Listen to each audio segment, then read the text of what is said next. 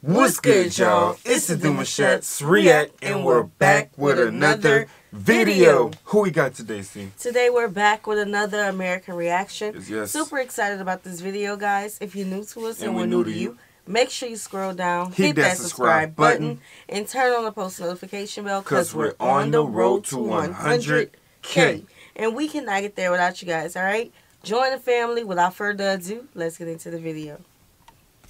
Minutes. I'll try to do my best, but in the meantime, soccer, monkeys, Amazon, Ronaldo, and hey, geography peeps. So Brazil is one of the largest countries in the world. Obviously, I won't be able to cover everything within about 10 minutes. I'll try to do my best, but in the meantime, soccer, monkeys, Amazon, Ronaldo, and samba songs, capoeira, anacondas, carnaval, and attractive people that kind of have like tan skin. Oh, come on, guys. You knew that was coming. It's Brazil. It's time to learn geography now! Hey everybody, I'm your host Barbie, I guess that's a thing now, and after weeks of anticipation, we finally finished the Brazil video, and you know how we start these things, let's dissect the flag.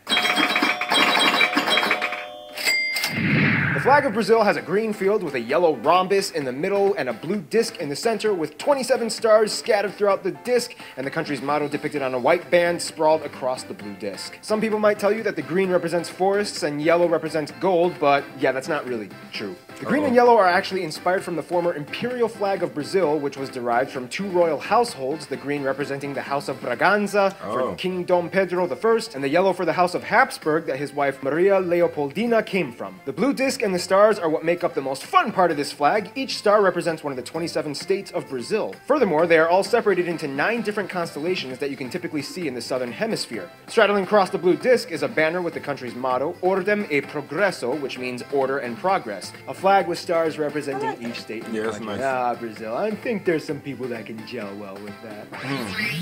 Yeah, that's the first thing I thought about too. With all these stars. Here's where things get a little fun, because each section of Brazil kind of has its own little story. But first, Brazil is the largest country in the South American continent. If you grew up in Latin America, you would have been told that both South and North America are together one continent, but for pragmatic definitional reasons, we're just going to treat South America as a separate entity, as its own continent. Brazil's domain stretches all the way from the... And that's what's kind of confusing. Yeah. Because some of us are taught one thing and a lot of people from other countries are taught another thing. We were taught that North America and South America are two separate continents, although it technically is connected. Yeah. And, you know, it's the Americas. We were not taught that it's one continent. Yeah, you took me back to history class, and I remember why I was confused, because we was taught that. Like, right. That just don't make sense at some point. Yeah. Atlantic coast and deep into the interior of the continent. Brazil is bordered by every single South American country except for Ecuador and Chile. You could also technically say that Brazil borders France. Why? Because of this little guy, French Guiana. That's right, this is not a country, but rather an overseas territory of France. It's okay, raise your hand if you just learned that. You're learning. The country's capital is the aptly named Brasilia, located slightly inland in the central west region of Brazil, and actually administers itself in its own federal district, much like Washington, D.C. Brasilia was actually built in 1960 as they were switching from the old capital, Rio de Janeiro. That's right, it's pronounced Rio de Janeiro, not Rio de Janeiro. Get it right, we're not in Mexico. This is Portuguese, not Spanish. This was done in an attempt to provide a more regional neutrality for the rest of the states in Brazil by centralizing the capital. Brazil is divided into 27 federative units, 26 of which are states, and 1 federal district, which is where the capital resides. Each state and region of Brazil has their own unique flavor that they bring to the table, and we'll discuss more about that in the demographics, but essentially it kind of goes like this. We grow food. We got all the money. We are so black. We are so white. Stop cutting our trees. In terms of disputes, Brazil has 2 disputed areas with Bolivia on the Mamoré River and 2 disputed areas with Uruguay on the Uruguay River and in the Masoyero Rivera that nobody cares about. So it's not Uruguay? It's Uruguay? Uruguay? Look, I could Yo, spell it. I've been saying Uruguay all this time. Well, I mean, I could spell it. At least you know what you're referencing. Yeah, I mean, we do, but as he said, like, totally different. Check him out. Check him out. In terms of disputes, Brazil has 2 disputed areas with Bolivia on the Mamoré River and 2 disputed areas with Uruguay on the Uruguay River and in the Masoyero Rivera that nobody cares about. Funny backstory, Uruguay actually used to be part of Brazil, known as the Cisplatina province, yada yada yada. There was a war, they gained their independence. Brazil has a ton of islands off their coast, but the furthest reaches of the Brazilian domain would have to be the 4 island and archipelago chains in the Atlantic, Fernando de Noronha, the Rocas Atoll, the St. Peter and St. Paul Rocks, which is a non-permanent residence Science Lab Station, bunch of and rocks. Trindade and Martin Vaz. Otherwise, the western mainland borders look kind of funny. If you look at the map, it kind of looks like Brazil has river Tourette syndrome, in which they have a lot of half rivers, but then they jump onto the next adjacent river, which is like a couple hundred kilometers away. It's like, I'll take part of the Rio Acre, but then, I'll cut through and make my way over to the Rio Puros. I'll take the Rio Santa Rosa, but then, I'll jump over to Rio Breu. This all had to do with centuries of disputes with the former empires, and today you have this massive piece of sovereign complexity. And that's just the borders. Wait till you see what's inside the borders. So basically, Brazil say, okay, we just want half of everything. Just a little half of everything. That's what I'm talking about. Think of Brazil, everybody just kind of automatically defaults to one image, the Amazon. And yes, the Amazon is a very imperative factor to the nation's domain. However, there's a lot more to it in terms of landscape and terrain. First of all, about 60% of the entire Amazon rainforest is located in Brazil, mostly in the north region, and of course, no surprise, consists of the most heavily compact ecoregion on Earth. Out of all the 10 million species of animals and insects known to human beings, about half of them call the Amazon rainforest home. Many of the species that have yet to be discovered are still lingering about in the deep, uncharted depths of the Amazon today. Now, we all know that there's a huge deforestation problem going on in Brazil in the Amazon to provide more agricultural land. However, even Brazil's own citizens are harshly criticizing the action. It's a little tricky though, because with Brazil's rapidly growing population, more resources are demanded of the people. So it's kind of like, we get it, it's bad, but I mean, what do you want us to do? Our country is growing and we need to provide you people with more stuff. Use alternative methods! Like what? We're working on it! Otherwise, outside of the Amazon, the rest of the country has a vast array of contrasting scenery almost equally as fascinating. Along the coast, you have the Mata Atlântica, or the Atlantic Forest, the Cerrado, or the tropical savannas in the center. This is also the area where most farms and ranches can be found. Also, keep in mind, Brazil is one of the top countries in meat production and exports. In the south, you have the Araucaria, or the pine evergreen forests. In the north, you have the small mountains, especially close to the border of Venezuela, in which you can find one of the most notable natural landmarks being the tri-point border between Venezuela, Guyana, and Brazil, Mount Roraima, even though Brazil only owns about 5% of the mountain. But still, it counts. Roraima is one of the strangest looking flat-top plateau mountains with vertical cliffs almost perpendicular to the ground, earning it the label as one of the hardest mountains to climb. Fun side note, Mount Roraima was one of the areas that inspired the scenery for the Pixar movie Up, which is a great movie. By the way, go ahead, watch it. And with that said, Pixar and Disney, you can't sue me for copyright infringement rights for using a clip of your movie in my corner box here, because in accordance with fair use limitation rights, I commented and gave a critique on your material. Just letting you know, you can't sue me. One of the most remarkably bizarre and unusual spots of the country, though, would have to be the famous flooded deserts of Lençóis Maranhenses. This place, located on the north coast of the Maranhão state, is almost alien-like, as there are virtually no places like it on Earth. Essentially, it's a sand dune desert with abundant lagoons speckled throughout the entire region. Although it gets a lot of rain.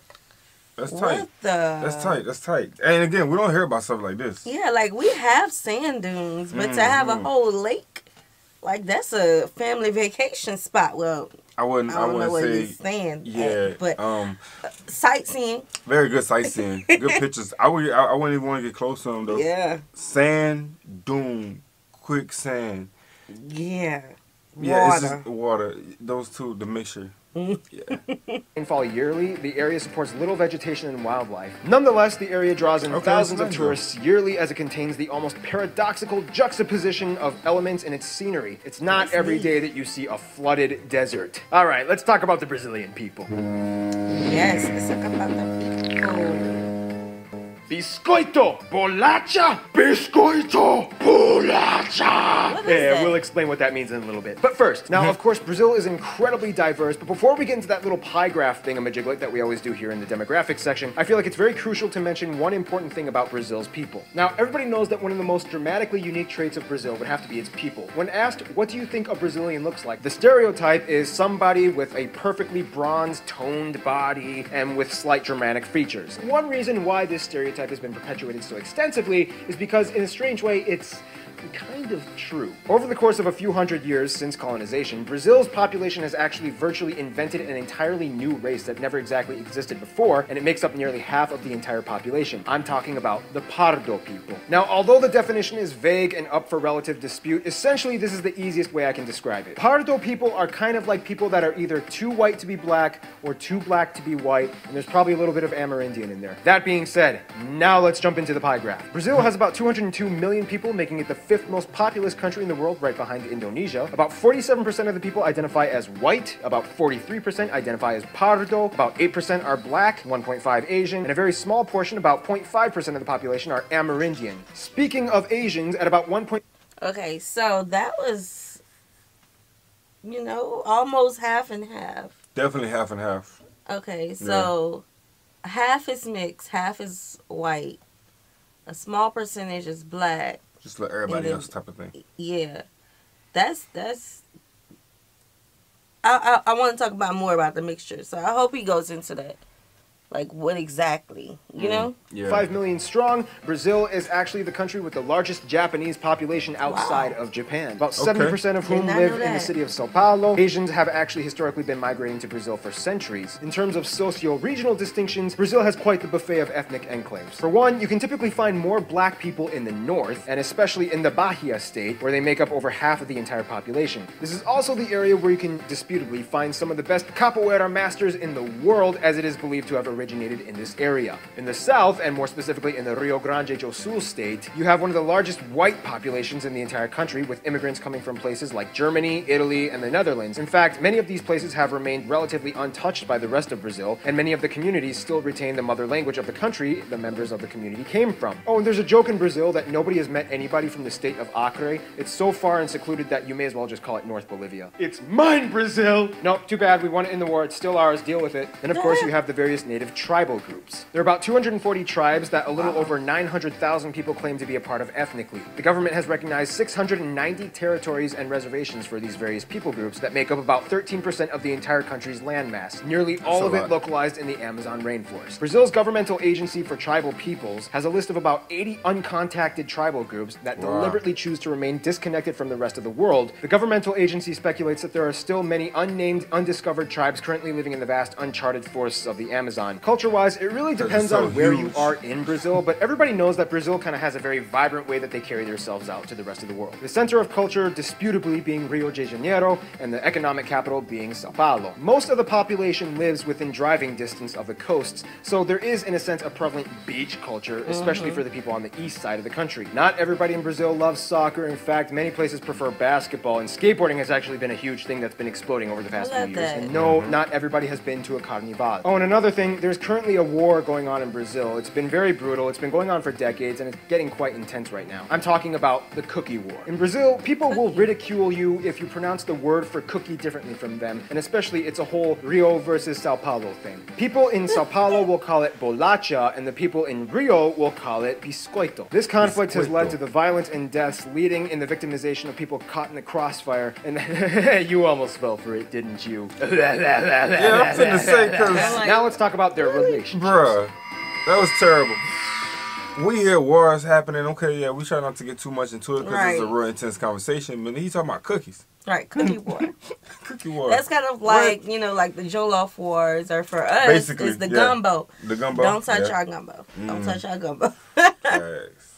Now, Brazil kind of gets along with everyone, but he's kind of like that friend that ventures off and does whatever he wants while you wait in the hallway until he comes back from doing whatever he's doing. First off, pretty much all of their neighbor nations get along with them, although Argentina has a huge competitive hatred for Brazil when it comes to soccer. But all of that aside, they have good relations and trade policies. Then, just like I mentioned before the Angola video, they get along with other nations of the former Portuguese Empire like Angola, Mozambique, Sao Tome and Principe, Cabo Verde, and so on. They even get along with Portugal and have no bitterness towards the former colonization. Now, when it comes to the US, for centuries they've been good friends and have a deep history of trade and alliances. However, recently Brazil has been kind of diddle-doddling off, making friends with other people that kind of give the US the old shifty eye. Then we have Venezuela and Cuba. Brazil has sided with the Venezuelan government more in the past few decades and has built a $1.5 billion port in Cuba. Then we have Iran. Recently, Brazil has been testing the waters on attempting to build ties with them, although they haven't really done much recently. Nonetheless, Brazil is quite the I feel like a lot of countries do that. It's shifty. I feel like Brazil really know how to work and network and keep the peace. You feel me? You don't hear too much.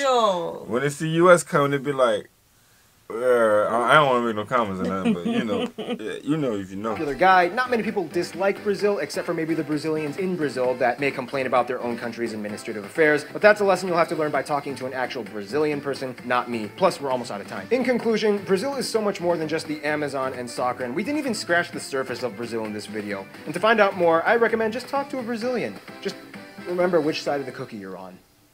Stay tuned. Brunei is coming up next. So when we dive deep into Brazil, you guys, we're gonna definitely have to talk a little bit more about the cookie issue. Yes, let's talk about that cookie. Popping about it. What's going on with that? Like, what's the best? I mean, I'm sorry, never mind. It's not who's the best. It's...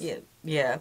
So yeah, share your recipe for that. There you go, the recipe. We would love to hopefully try to make it. But we hope you guys enjoyed this video with us. Like this video, subscribe, turn on the post notification bell. We have enabled our super thanks if you like to support the channel that way, as well as our join feature to become a VIP member of the channel. Send in your reaction requests down in the description box below. We'll see you soon. Peace.